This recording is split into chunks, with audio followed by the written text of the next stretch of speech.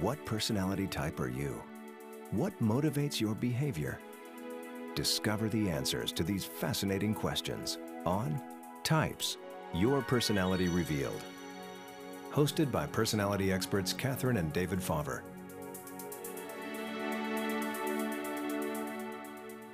Welcome to Types, Your Personality Revealed. My name is David. My co-host Katherine and I are experts in personality typing. This is our third show in our ongoing series in which we're exploring what motivates human behavior, and in particular the 9 Enneagram personality types. In our last show, we took a deeper look at what our research had revealed about the self-image, core motivation, and core fear of each of the 9 Enneagram types. In this show, we're going to take you to the very cutting edge of Enneagram application. We'll share with you a stunning new discovery that revolutionizes the way the Enneagram is being used.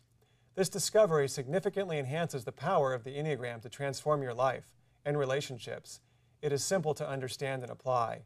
This new way to use the Enneagram is based on our most advanced empirical research and thousands of hours of in-depth coaching sessions. It provides an even more accurate and powerful way to use the Enneagram.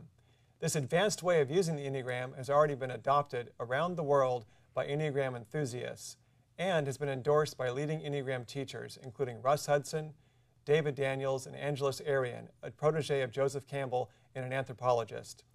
It has traditionally been taught that we each have just one Enneagram type. In simple terms, this is true. Amazingly, however, our extensive research has revealed that our personality actually has 3 Enneagram types, not just one. We call this your Tritype, which means 3 types. Next, Katherine is going to share more with you about this fascinating new way to use the Enneagram.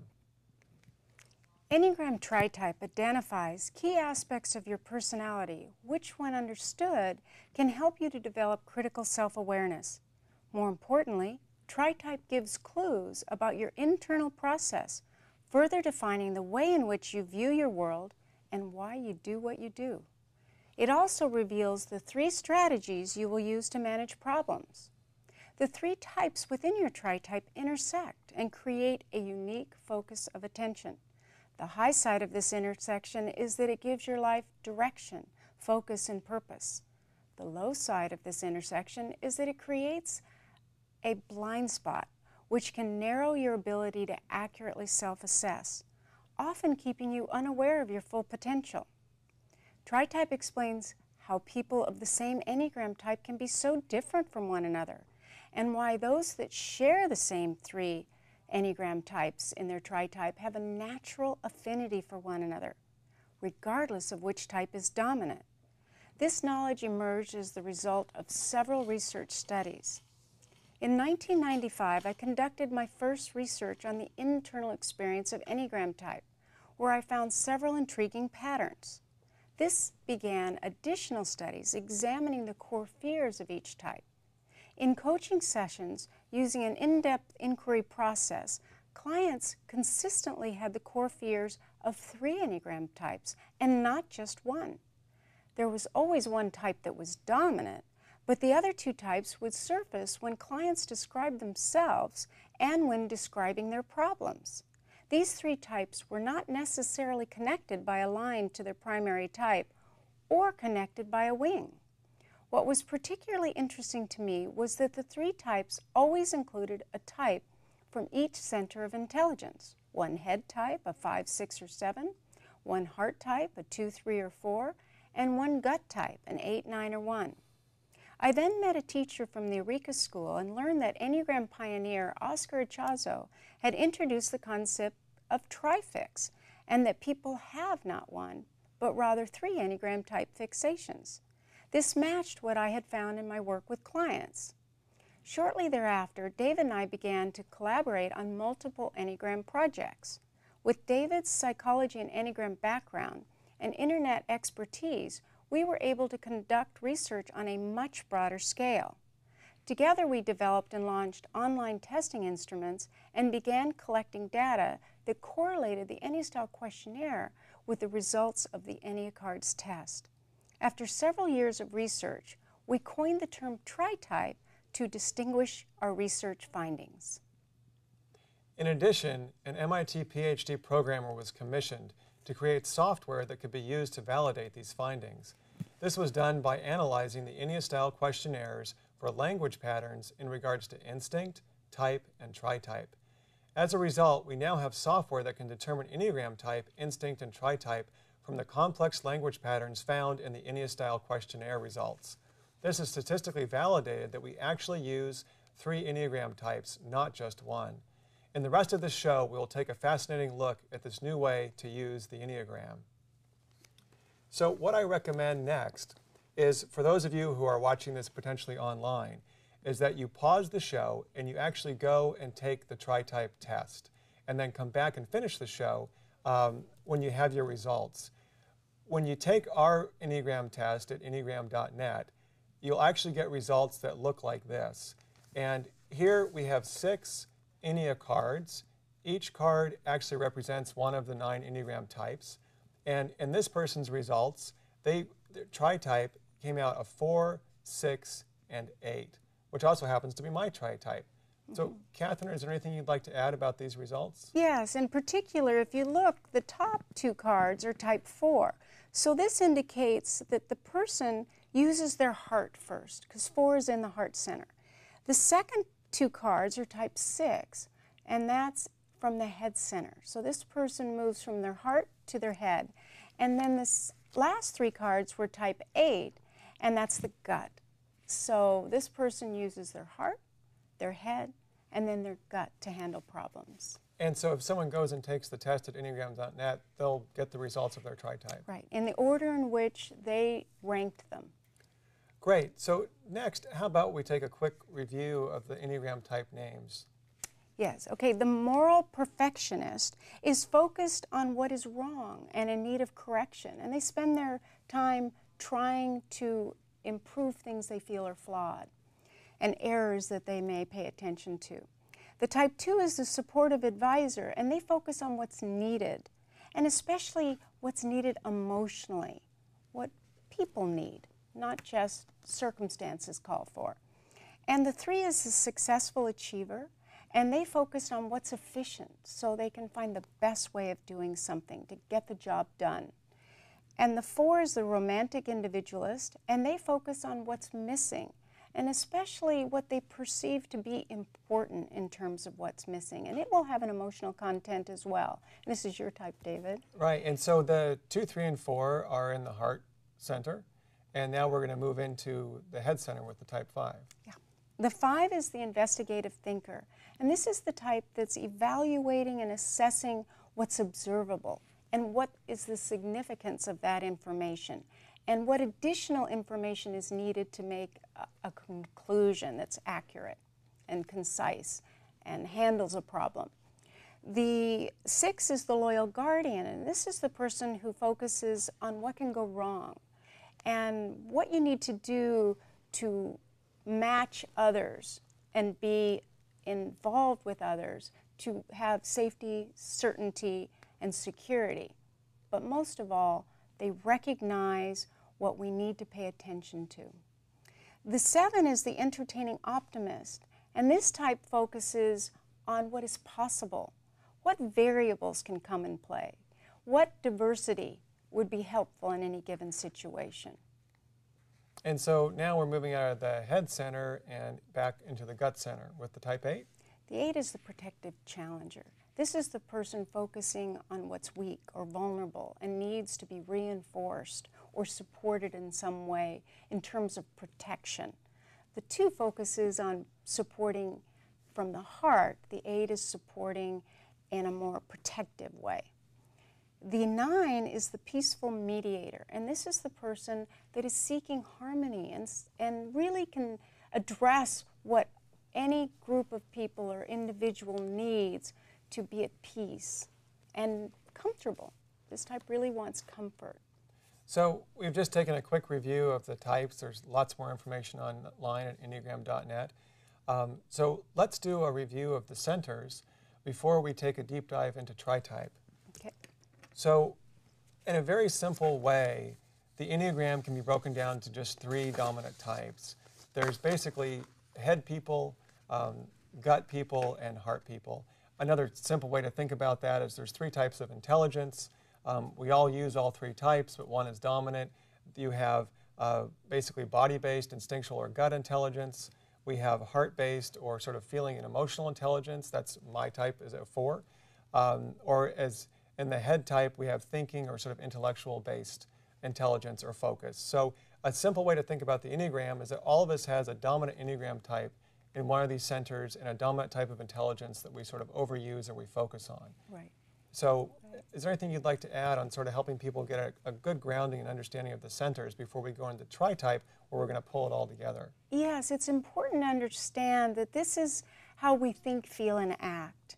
And when you're a gut type, you're going to act first. And when you're a heart type, you're going to feel first. And as a head type, you're going to think first. There'll always be that moment to assess things. And the order in which you think, feel, or act, think, feel, is really critical to understanding how these three types in your Tritype influence how you do what you do and the way that you do it. So we're going to go much deeper into this, but just as a quick example, I'm the Tritype, the 4, 6, and 8. So that would mean that I would use my heart center, then my head center, then my gut center. And for you, your Tritype is? Very different. I'm the 8, 7, 4. So I first have a reaction, and then I assess and come to some sort of conclusion about it, and then I feel. So now what we're going to do is to take you deep into an understanding of the Tritype. And we're going to start with the very basics here. The Tritype basically identifies your dominant Enneagram type in each of the three centers. It stands to reason that as we all have all three centers, we all have a head, a heart, and a gut, that we would have a preferred style or way of using that intelligence in each of those three centers. We use the Tritype in a preferred order, and that, to me, is absolutely fascinating, that I always tend to use my emotions first because I use my heart center first. You use your instinct first. Second, I go to my head center. You also go to your head center second. Yeah. But what's interesting is that I go to my gut center last, and you go to your emotions last in your particular Tritype. So the Tritype order is important. The first type in your Tritype sequence is your dominant type. So if I tell someone I'm a 4, 6, 8, that basically means I'm a type 4. If Katherine says that she's an 8, 7, 4, she's an 8 because that's the first number that she's listing. A little bit later, we're going to understand that there's even a more complex way of looking at that to see sort of an archetypal play out. And I would want to add it's a consistent order and a preferred order, but it's also a descending order. It constantly repeats itself very quickly, rapid cycling. So if you are a feel, think, act, you're going to feel, think, act, feel, think, act, feel, think, act. And I'm going to act, think, feel over and over and over again, trying to handle our problems. Absolutely. That's certainly my experience working with a lot of people, and also my personal experience, that we use this Tritype constantly. And as you're going to go into later, we also will use, the ego will sort of choose the one that seems to work the best if our dominant type isn't working at the moment to get us what we need. Some key Tritype concepts before we go even deeper into how this can be used. The types within your Tritype may not necessarily be the types along your lines of connection. This is a very common question that we get. For example, as a type 4, I have a connection to 1 and 2. As an 8, you have a connection to 2 and 5. But your Tritype may not have anything to do with those It may lines. or may not match. And when it does match, then it's easy.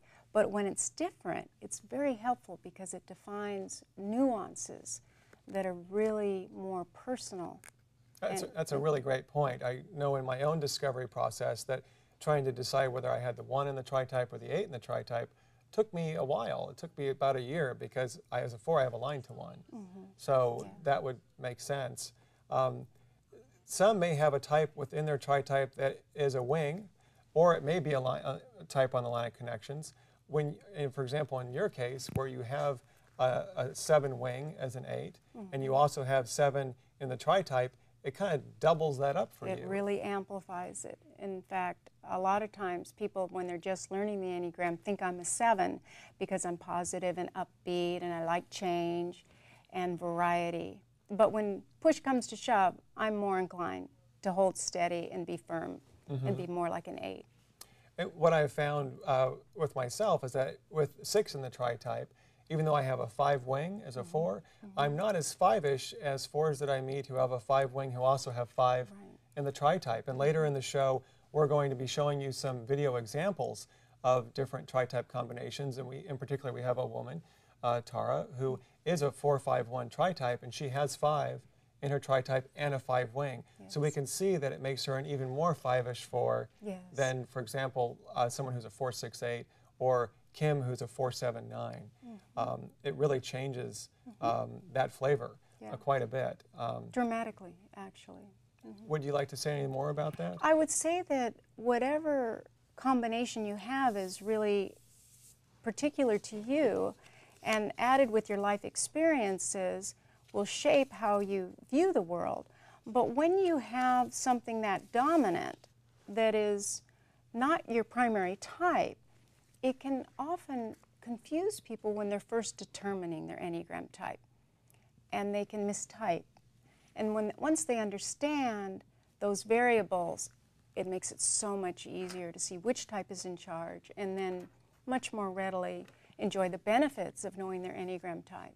That's a great example. I know a 5, and he thought he was a 4 for a long time, and it turned out that he was a 5 with a 4 wing, but he also had 4 in the Tritype.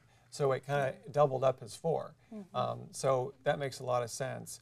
And whereas in another case, if they don't have that, it can actually, in a way, it's almost like diluting the wing, or it can almost look like a different wing in a certain way.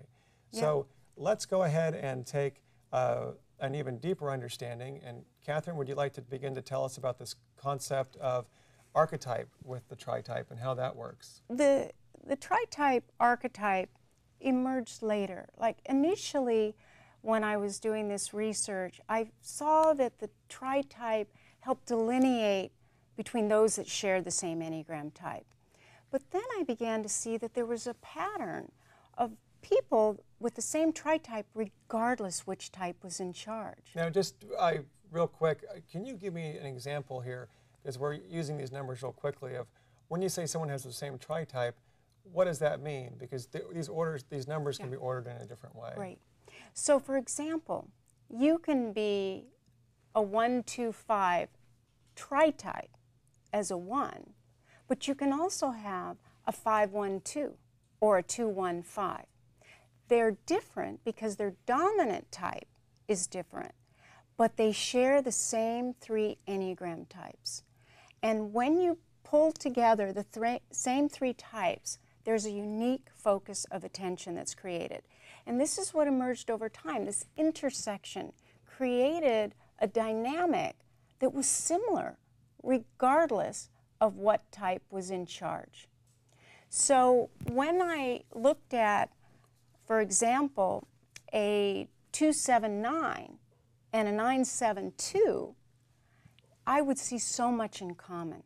And in the coaching sessions, they would be very different in their lead focus, but very similar as to the types they were going to use. So what you're saying, if I'm understanding this, is that, and this is to review for people who are learning this for the first time, is that when we bring these 3 types together, regardless of the order that they're being used, it creates a certain archetypal energy that becomes like a type unto itself. Yeah, personality all of its own. So, for example, I'm a 4-6-8, and I've met, for example, I've met a man who's a 6-4-8, and we had a tremendous amount in common. In some ways, I was actually more like him than I was other 4s. Right. And that's why we've given a name to the different Tritype archetypal combinations. Right. And the names are very helpful because they identify kind of the essence and the focus of attention and where the energy goes. And I find that, for example, as an 8-7-4, I'm going to really share a lot in common with a 4-7-8 and a 7, in fact, the most, another 7-8-4, and then the 4-7-8. We're all going to be creative. We're all going to be focused on being innovative and distinct within our respective center. And the one that's in charge, of course, is still the most important, but I'm going to really be able to work well with people that share the same Tritype archetype. And this is what was so unexpected and developed over time and continues to develop. So how many Tritype archetype names are there? There are 27. And when I'm talking about an individual, I will say whatever type they have first, and then the type they use second and third. But when I'm talking about the archetype in general, I always begin with the smallest number. So, for example, it would be a 1, 2, 5, regardless of which type is dominant, unless the individual is talking about themselves, and then it would be 5, 1, 2, 2, 1, 5, etc. Right. So just to clarify, if for those of you who are learning this for the first time, it may sound complicated, but in many ways it's really very simple. If we're talking about the Tritype archetype, we just always name the types in the order that they would occur around the Enneagram, in a clockwise order. It's very simple. So if we're talking about the archetype, it's just the clockwise order. If we're talking about an individual person, we will state their Enneagram type first, their dominant type, and then we'll state the other two types that they use in the order that they prefer to use them. So these are two different ways to use the Tritype, and they both are one is a way to really precisely and accurately take the Enneagram and define someone's personality structure and what their ego is doing for that particular person in a very precise and accurate way. That's like taking a microscope, and if just knowing your Enneagram type is taking it on a power of 10, with the Tritype, we're taking this up to like a power of 100, because we're adding, going from really 9 potential combinations to 81 combinations. Right. And that really gives us a much greater understanding, in particular, of why different people that are different Enneagram types, that are the same Enneagram type, can be still so different. Yes, dramatically different. And then in the next show, we're going to go into instinct, and that further defines it. But the closest you can get is if you meet someone that has the same Tritype that you have, with the same type that's dominant. It's very powerful. You'll have a natural ability to communicate. It won't take as much work to understand one another, a lot less translation. Now, we've also found that each Tritype archetypal combination actually there's a certain life mission, and that to be out of alignment with those 3 types is really problematic, and that for people to reach their potential, they need to know those 3 types, and so that they can really get in alignment with the energy that those 3 types are bringing in. Is there anything else you'd add to understanding this life mission concept? Well, especially with career. When you're thinking about your career, if you know your 3 types, it helps you to really understand the kind of work that will be enjoyable and pleasing long term. So for example, if you need to be positive and optimistic, like a 7-9, if you're in a career where you have to deal with a lot of negativity, you're not going to be happy for a very long time. That career will start to lose its interest. And if you find a career that calls on you being positive and optimistic and brainstorming and seeing things and caring and tending for others, like the 7-9-2 does, then you're going to be happy much, much longer and feel like you're fulfilling your purpose. It's a sense of purpose that people have shared with me, and that it feels much more pleasing and enjoyable. And if we go back to like looking at Jung or these great psychological thinkers, they all have said some basically consistent observations that for us to be happy in our lives, for us to be able to achieve our potential or to do whatever our life mission is, we've got to be in alignment with these fundamental archetypal energies that are the way that we're made. And all of the research now on the brain suggests that a lot of what we call personality type largely is just innate temperament, that we're born with this. So it's an incredibly powerful thing to learn this about yourself, because not only does it help you to really achieve your potential, it helps you to understand parts of yourself that maybe you haven't been paying enough attention to, or it helps to explain parts of yourself that you're struggling with. it was very helpful to me to really understand that I had 8 in my Tritype and not 1. Right. It explained a lot about myself to myself. It also is interesting because that 8 really counterbalances the 4 and 6, whereas a Tritype that has, for example, 4, 6, 9, we're both 4s, but that 8 or 9 at the end makes a big difference in terms of well, the 4, way 6, it plays and out. 9 are tripled out. They're the type from each center of intelligence that's going to be more wary and cautious and questioning and assessing at a much greater level. Whereas the 4, 6, 8 is going to have some of that questioning and doubt, but then there'll be the assertion. The 8 will want to be decisive. So it really gives a very different energy.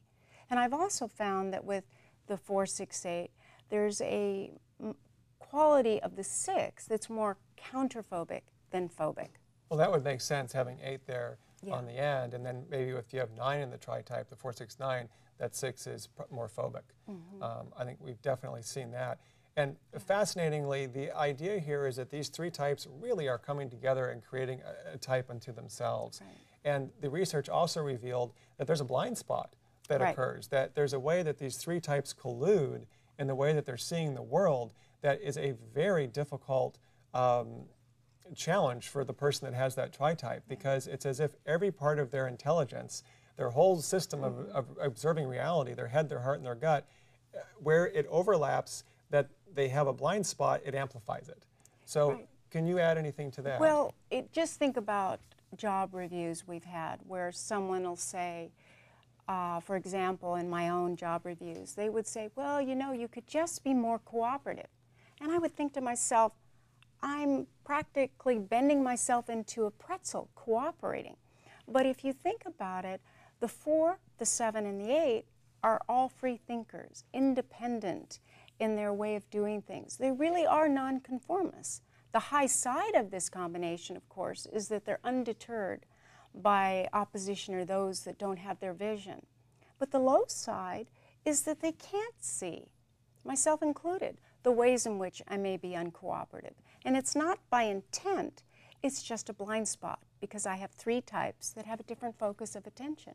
Right, so in a simple way to think about this, if you had 3 lookout scouts, for you this is an 8 and a 7 and a 4, they're all, the way that they're all a little bit blind in the same way would make you very difficult to see that. And that's why I think the Tritype is so powerful, because it can let us see that immediately. So a lot of what maybe would have been discovered in long periods of psychotherapy or psychoanalysis, we now can learn about ourselves very quickly and immediately start to work on this growing edge that each Tritype has. So what can you tell us about the growing edge? Well, the growing edge is the way in which the Tritype type, the archetype, can know that predictably they're going to have that problem. And they'll be able to identify it and then know what to challenge. For example, as the truth teller, the 4, 6, 8, you need to learn, and those that share your Tritype, when to voice your concern. I mean, your Tritype is exceptional at saying the emperor has no clothes. And you're right, but there's a time and a place to say it. Right, that's certainly been something that's been a lifelong journey for myself to learn. And it fascinates me that when I've met other men of the same Tritype combination, even a man who was an 864, I just recently met a doctor who was using the Tritype quite a bit, and he's a 648, and we all had the same challenge, which is that we felt in our lives that we often saw things and voiced it, and other people didn't see it yet, and that was hard. And it's a triple reactive combination here. So whereas the 279 is triple optimistic, it's triple positive outlook. For example, with 468, you've got 3 reactive types. So there's nothing slowing down that reactivity with that combination. And each combination will have something like that. And we do have a book on Tritype, which goes into all the combinations. We obviously can't do all of it in this show. We're going to show you 5 combinations in here in a little bit. But before we go there, I wanted to say if you had any suggestions on how to work with the Tritype in coaching. Yeah, there are 2 very different ways to work with the Tritype. The first of which is just to see the differences, that all 4s are not the same, and how the other 2 types in the Tritype shape the quality of that 4, for example, 6 or 8 or 7, 9, 2, 1 or 5. And then the second type that emerged later, as I shared earlier, is to work with the archetype itself and see how you can understand those nuances at a much greater level by understanding the variables. So what happens when 3 assertive types come together, like a 3, 7, and 8? Or when 3 creative types come together, like a 4, 7, 8? Or 3 productive types come together, and on and on. And it reinforces and creates a much sharper perspective. And with that perspective, we have someone that's actually gifted. These are the innate strengths that one will have. And it's much more diverse and gives you a lot of material to work with, especially in coaching, because you can help people identify what those variables are. And then they can begin to see it for themselves and not feel confused when they hear people comment on that aspect of their personality. Absolutely. And I think, again, the whole value of personality typing is to me, it's twofold. It's to develop compassion for other people, to understand their type and their experience, to be able to walk in their shoes, and also to develop compassion for ourselves, but also to help us more quickly reach our gifts and to align ourselves with who we naturally are. Just before we go in and we take a look at some of these fascinating examples, video interviews, I wanted to mention that you and I have been working on a project to create a career finder based on the Enneagram, and that we've actually found, as you've mentioned, that Tritype is even more important than just your dominant Enneagram type in determining your career. Right. And in particularly in terms, as you mentioned, in terms of what you're going to want in a career, what's going to make you happy, what kind of environment you're going to be happy in. It really isn't enough to just know your Enneagram type.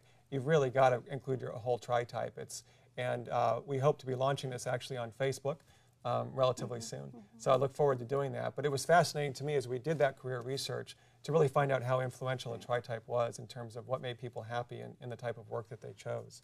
So what we'd like to do now is let's take a look at some of these examples of the different Tritypes. We have some video clips of several different Tritype combinations.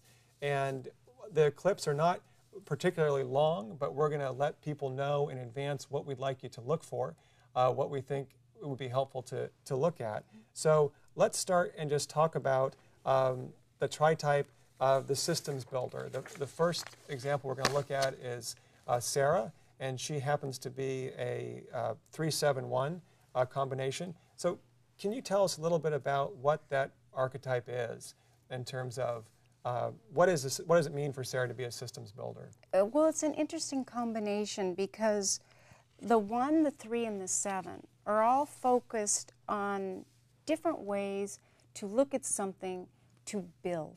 So the 1 is looking at the foundational details and qualities needed for something to be done well, and the 3 is looking for the most effective and efficient way to do something. And the 7 has the vision. So when those 3 types come together, you have someone that's really good at knowing what to do and how to approach it in a fun way. So they want to meet their goals, and in this case 3 is in charge, but they also want to do it in a way that's pleasant.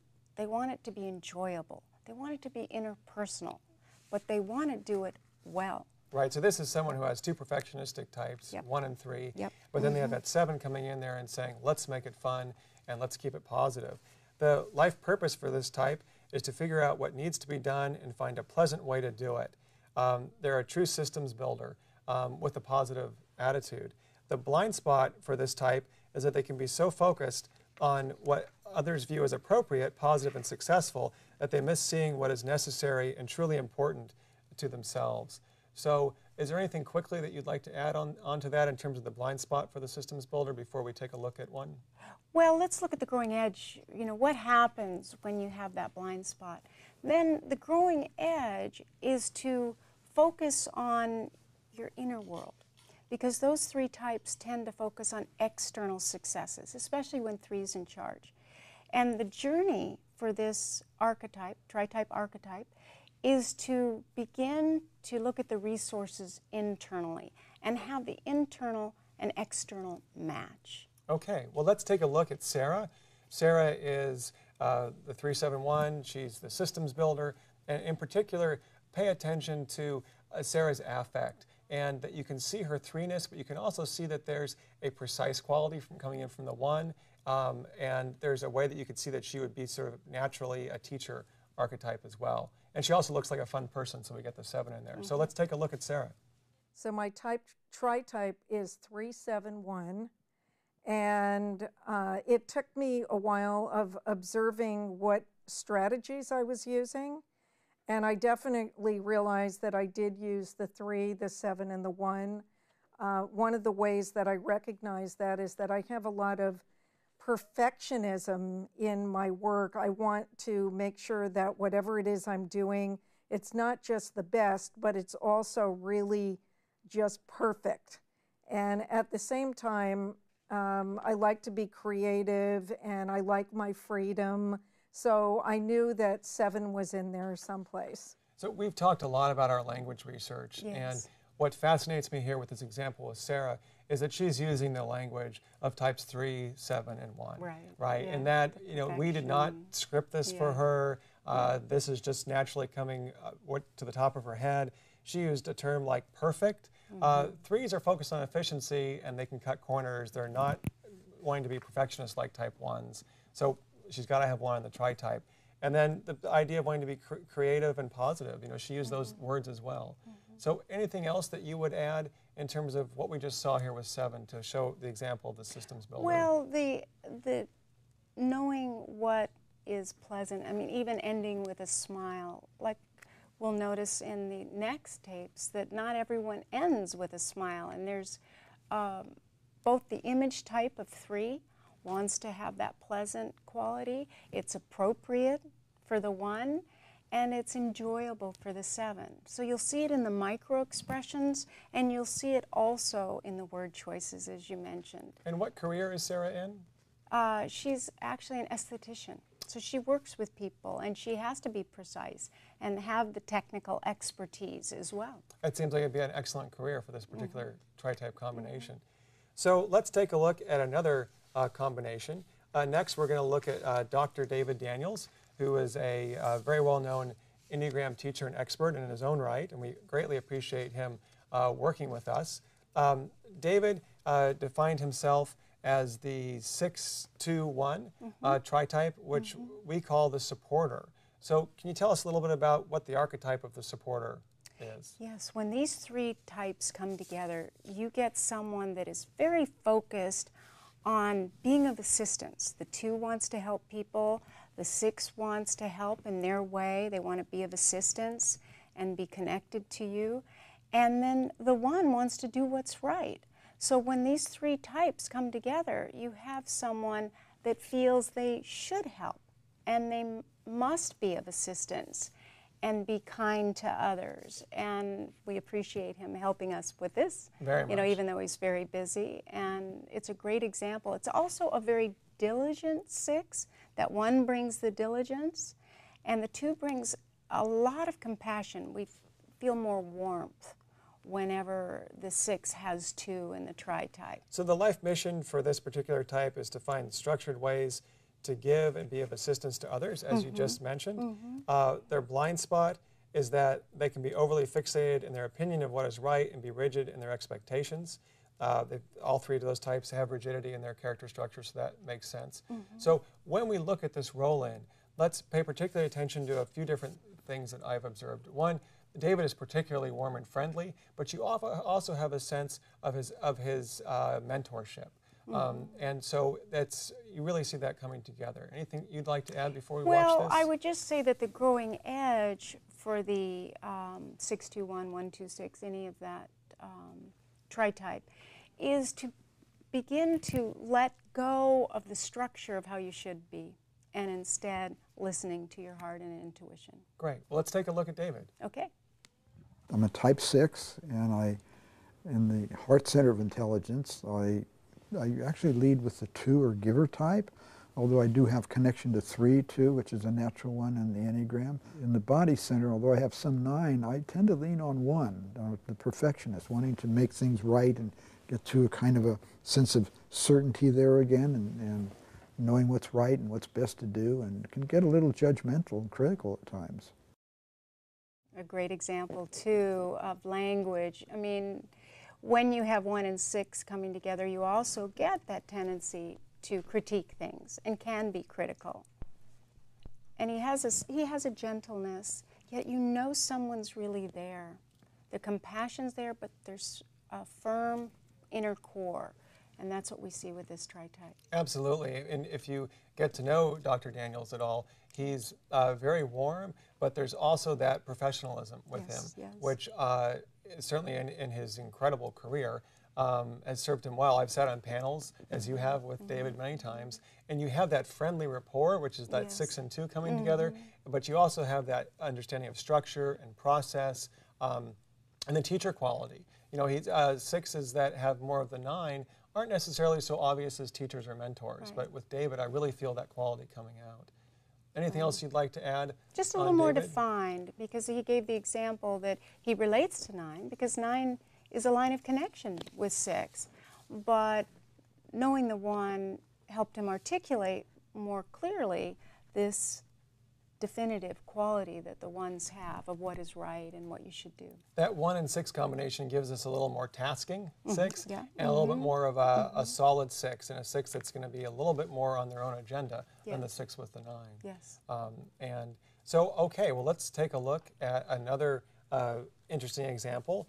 This next example is an 8-6-4, and this is Spencer, and we call this the truth teller. We've covered some of the 8-6-4 combination already, but what can you tell us more about what that archetype looks like before we watch the clip? Well, in particular, when the 8 is in charge, this is a protective person, and it's a dynamic, assertive individual. But the 4 brings a softness, more emotions, and the 6 brings increased loyalty, because both 6 and 8 are very loyal people. So this is a highly loyal, emotional, heartfelt, but decisive and focused 8. So you get that quality of someone that's going to show you their heart, and they're going to be more emotional, but they're still going to tell you what they think. They're still a truth teller.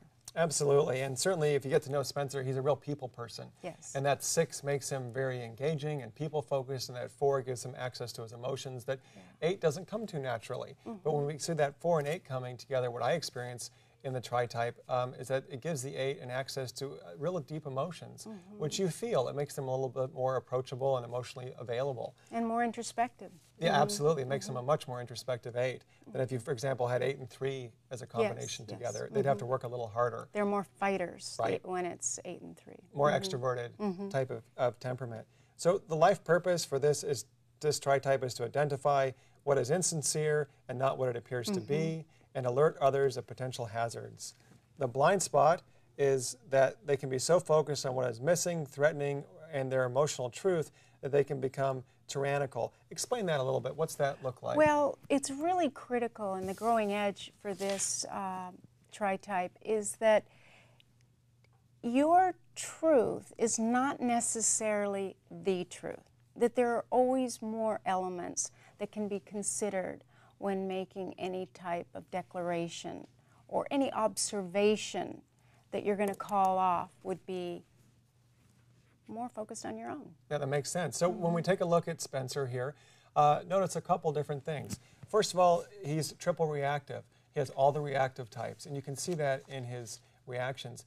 Interestingly, he probably has the 9 wing, even though what we see here is more of the reactivity. So let's take a look at Spencer. The whole passion I have, you know, and you know how much I can get into something really is the 4 that comes out, you know, and at the same time, you know, I can be, you know, if I'm not sure about something, I'll use that to empower myself more, like a counterphobic 6. But then of course it always comes down to the 8. Okay, well, why don't you comment here on what you're seeing with Spencer? Very definite. There isn't any confusion around his opinion, yet he can also identify his personal process, and that's what we see with this Tritype, in particular when 8's in charge. So what I always notice with Spencer, and he used an interesting word, he said, not sure. That's a term that 6s use. Yes. An 8 with a 7 wing, for example, like yourself, I've never heard you use that. I've known you for 15 years. So we see a little bit of his 6 coming in there. It's going to give him a little bit more doubt, make him a little more engaging. And also with the 4, it gives him a little bit of that, you see almost a little bit of the sadness in there. You see that access to this deeper quality. He isn't just that kind of tough warrior 8 where you get a sense that this person is not easily going to access their feelings, or he's also much more approachable. I think maybe that's the word I'm looking for. Yeah, you know, especially with the 8s. 9 wing. Yeah, with the 9 wing and 6 and the 4 and the Tritype, it makes him in a way, a more emotionally approachable 8. It's more like the grizzly bear. Right. Like the 8-7 is more the dragon, and the 8-9 is more the grizzly bear. And when it's 4-6-8, you have someone that's kind of hibernating, not really focused on any sort of problem. But then, when there is a problem, then the energy goes up, and they're more assertive. You get a piece of their mind, and then it goes back into the more introspective qualities. Absolutely. So now we have a really interesting example where we have 2 women who are the same Enneagram type, but they're different Tritypes. So can you tell us quickly what those Tritypes are? Well, actually, the gentle spirit for Kim. Yes. For Tara, she's the researcher. For Kim, her combination is 4, 7, and 9. For Tara, her combination is 4, 5, and 1. So can you give us a review and contrast those 2 Tritypes for both women who are both 4s? Well, the 4-7-9 is a very gentle, soft-spoken 4. And they can often seem like a 9 to people or like a 7 because they take their pessimism or their fear of missing something and needing to call it off, and they suppress it more in favor of being more positive and optimistic. Whereas the 4-5-1 is edgier and more decisive and more introspective in a mental, technical way. So when we watch these clips, I think with Kim, it's just as you said, she's this more gentle, sort of positive type 4, whereas with Tara, she's going to be sharper, more intellectual type 4. And just real quickly, the life mission for the 4-7-9 is to identify what is truly meaningful in life, to help people transform negative feeling into positive change. And for the 4-5-1, their life purpose is to study and learn as much as they can and teach their wisdom to others. And we talked about career, and these women have careers that match their Tritype. Kim is in HR. It's a people-oriented, positive type of thing to do. And Tara is an artist and a photographer and a website builder, much more technical and introverted. So let's take a look at these, and we'll be looking at them back to back.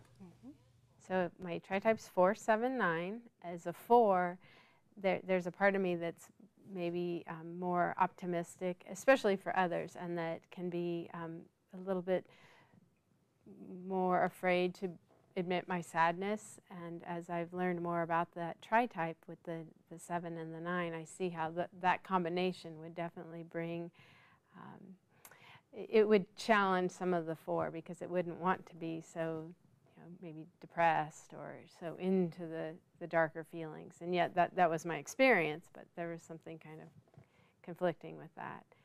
And a lot of times people have said initially, oh, you don't seem like a 4. You seem maybe more like a 9. So it helps me understand that too. That I'm a 4-5-1.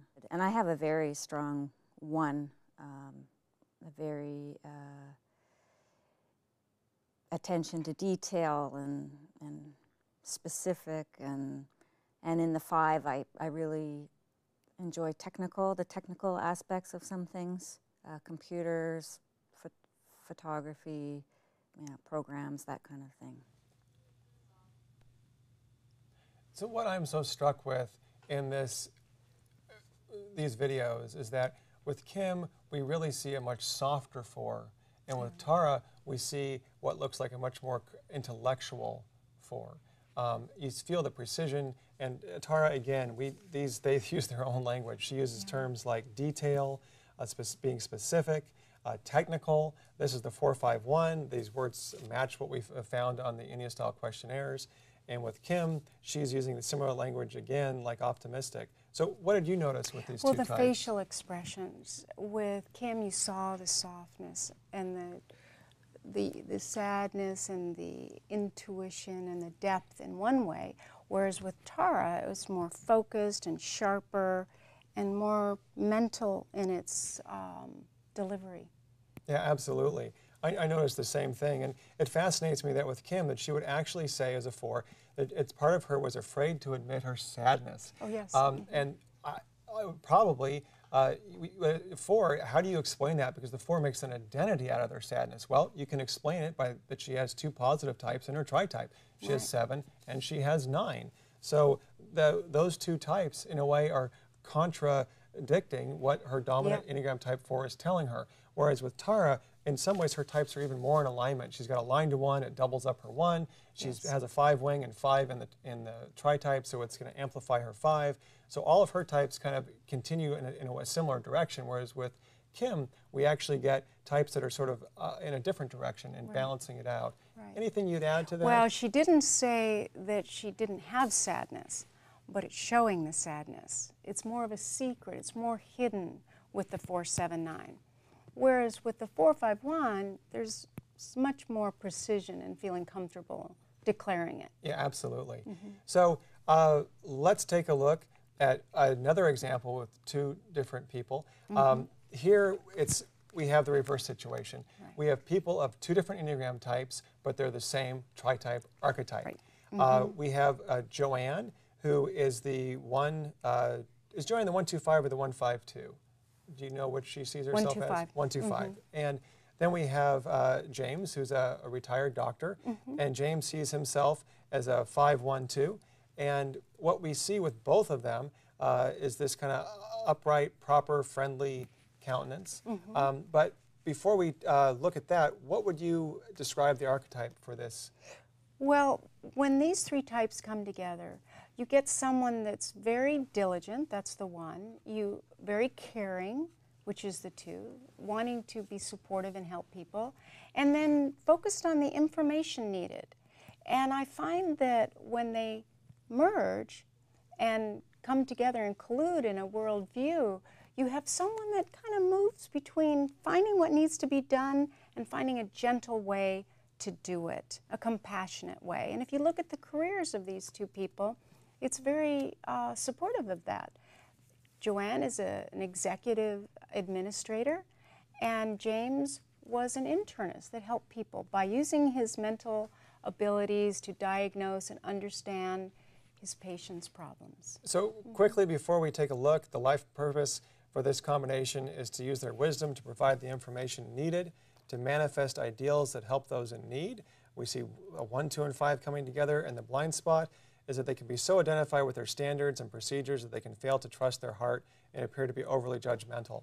So let's take a look. I'm a 125, and the way I learned it was by taking the test. I had always thought I followed the lines of connection to 4 and 7, and then after testing, became aware of the 2 and the 5, and it took a while to integrate them, but they make sense, they resonate. I like to help people, so that there's the aspect of the 2, to make that contribution. And with the 5, there's the other side of it is to be a bit more withdrawn, more reserved, and need more quiet time. And I also think it also helps me solve puzzles. So I'm an orderly 1, but I'm also a problem solver. When Katherine came out with those archetypes, it seemed like it was right on 512 or 125 or one of those things, because it was a mentor, and that's what I did my whole life, and I'm very comfortable doing that. The 1 seems very strong to me because more and more, I get into situations in which people are, doing a service for me, but don't seem to be doing it right, and it does make me very angry. The 2 was much more subtle and very sensitive to how they feel or how they feel about me, but much less in tune with how I'm really feeling, and I can put my own feelings on a back burner. 512 is right on. Yeah. So what did you notice? There's so much to see here, but what captured Very your attention? articulate, very clear on what processes they use when. They're generally very introspective. They can assess things very emotionally and intellectually, and at the same time discern and judge and determine variables in a way that the 1 can. What I noticed with this tri-type combination is that you have the 1 and the 5, which can be kind of standoffish and focused on procedure, whereas when you bring the 2 in, suddenly you get someone who's people-focused and helpful. Yeah. So it's an interesting, almost contradiction in objectives between these types. But I certainly, knowing both these, both Joanne and James personally and watching their videos, you see that. You see the mentor quality in both of them. You see this intellectual quality in both of them. But you also get a sense that these are friendly people. And these are people that are very helpful people. I think that the 2 makes them particularly focused on other people's needs, even sometimes at the expense of their own. Right. So is there anything you would add well, to help us understand the mentor? Well, that's why we see this type as the mentor. And they're especially focused on having a kind of kindness. It's a value. The 1 makes it a value for them to have kindness as equally important to having information. And again, we've seen the same use of words. Joanne used words like puzzles and help. So I think we're getting very close here to the end of the show. And we want to thank everyone for joining us. And before we conclude, we just wanted to give you a few quick resources where you can learn more about the Enneagram. So, for example, people can go to enneagram.net for their testing. We're on Facebook. If you go to Facebook and look for Enneagram Explorations, you can find our page. On Twitter, you can follow us. It's just keyword is Enneagram. Anything else you'd suggest for people? Well, if they want to know more about the 9 types, we have a full page and a half on each type on enneagram.net. Absolutely. Oh, that's great. Well, it's been wonderful to explore the tri-type again, and it's so much more of a precise and interesting way to work with the Enneagram, I find. It's just really, really accurate. And I look forward to additional research. We're going to be sending out something soon.